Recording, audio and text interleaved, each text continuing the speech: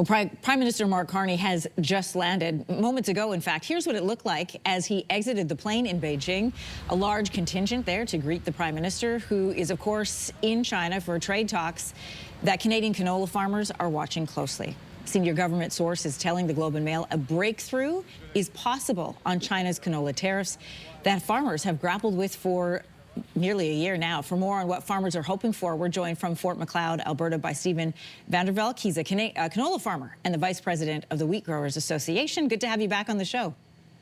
Well, thanks for having me on. We really appreciate the chance to discuss all this. Yeah, so listen, Agriculture Minister Heath MacDonald and, of course, Saskatchewan Premier Scott Moe, both part of this delegation headed in China. In March, China, of course, imposed 100% tariffs on Canadian canola oil and meal. In August, China slapped a nearly 76% tariff on canola seed. So let me ask you, Stephen, how are you feeling about this meeting? And also, what does it mean to you to have Premier Moe there? Well, it means a lot, for sure, to have Premier Moe there. I think Western Canadian farmers especially will be cynical about what's going to happen.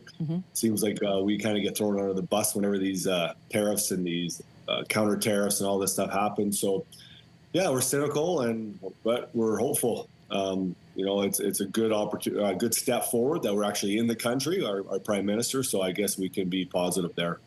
But it's interesting also when you note, Stephen, who is and who isn't part of this delegation. Doug Ford, who's desperately trying to protect his auto workers, is not part of this delegation. Premier Moe is. What sort of hope does that, or does that cut through your cynicism at all?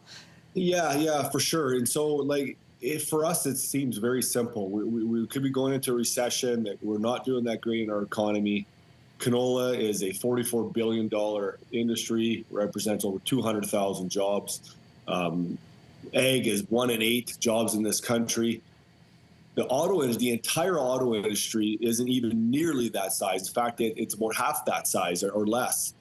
And that's the auto industry. We're not discussing what the EV component of that, which is minuscule. And so it seems very obvious to us what we need to do, and we need to really stop this east-west divide stuff and sacrifice stuff out west for Eastern jobs. And that's just what it is. I mean, they knew when they put these tariffs on EVs that they were going to reciprocate with agricultural tariffs, which they've done many times in the past. So it wasn't something that was new. And so we're quite frustrated about it. And we just got to go and listen. It's a business decision.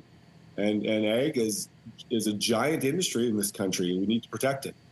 You know, we've reported a lot about those tariffs that were imposed on canola, but I want to remind everybody how it impacts farmers in this country. According to Left Field Commodity Research, Canadian canola farmers have lost $800 million since March. That's less than a year. Stephen, on a personal level, how is your farm being affected? Well, I mean, the price went down about $1.50 to $2 from where we were. Some of that is to do with a larger crop. But the original effect of when this announcement came out, we lost about $1 to $1.50 a bushel. On my farm, we produced about 300 to 350,000 bushels. That's just my farm. So right off the bat, within a week, we'd lost $500,000 on my farm. And and it's funny, in the last 2 weeks heading into this potential trip, the price of canola has crept up about, let's say cut back about a third of that, about 50 to 75 cents a bushel has come back in the market. So, yeah, this is obviously a huge component to our prices and to our farms, and it means everything. Stephen, what are you both hoping for, and what do you think is realistic coming out of these meetings?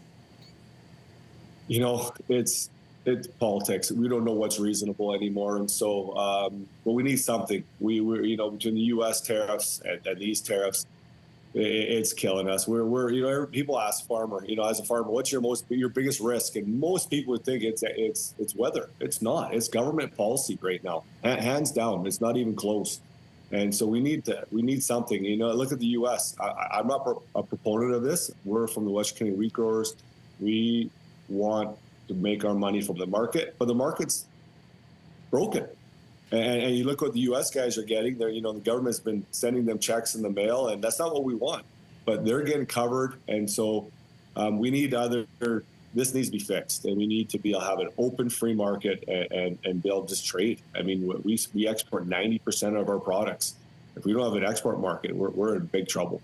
Stephen, just before I let you go, what would in some way satisfy your frustration to see coming out of these meetings with Xi and Mark Carney? I think no less, in this case, no less than taking all the tariffs off that they put on in the last year, like full stop. And it's easy. It's easy. I'm not sure we want EVs in this country. I thought that's what we wanted. So I'm not sure why we would essentially ban the place where you can get the EVs the easiest and the cheapest at expense of a giant industry that creates wealth. We create wealth from nothing. We grow crops from nothing, and we create new money that comes into this country every year. This industry is so important.